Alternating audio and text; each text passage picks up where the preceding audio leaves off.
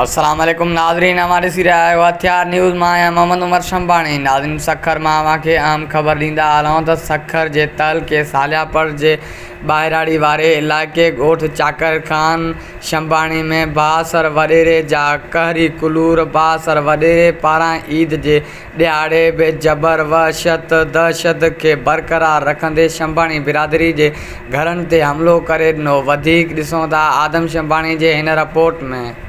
सिंध अंदर वॾेर को निज़ाम वॾेर को कारो कानून का नई ॻाल्हि कोन्हे। सालियापुर जे बासर वॾेरे ग़रीब मिसकीन माण्हुनि जे घरनि ते पंहिंजे लश्कर कमदार जे फ़ौज खे काहे 70 सालनि जे पोड़े चाकर शंबाणी जे घर ते हमिलो करे ॾिनो।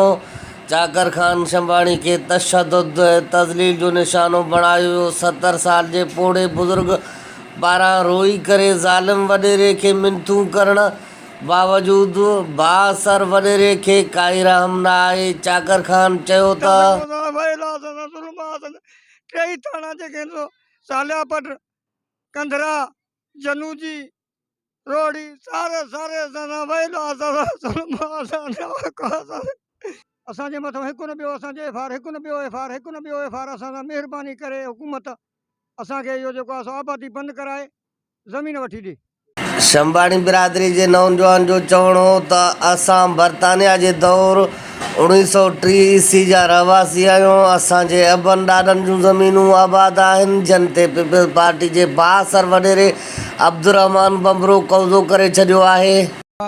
जनू जी 86 सालियापुर रोड़ी इहे थाणा असां मिली करे राति ॾींहुं हाणे बि पुलिस असां वटि प्रेस क्लब जे आॾो धरणो आहे। ॿिए चकर असां बाईपास ते वञी धरणो हणी वेही रहंदासीं। आला अख़्तियारनि खे असांजो अपील आहे, असांजो ॻाल्हि वरना आहिनि। बासर वॾेरो सखर जे कमदार पुलिस साण करे असांजे घरनि ते हमिलो करे असांजे चादर चादी वारी जो तक़दुस पैमाल करे असांजे घरनि में घिड़ी असांखे मारकुट करे घर ख़ाली करण जो हुकुम ॾिनो आहे। घर ख़ाली न थियण सूरत में सखर पुलिस पारां हाफ फिराए फुल फिराए ऐं घर साड़े रख करण जी अल्टीमेटम ॾेई छॾियो।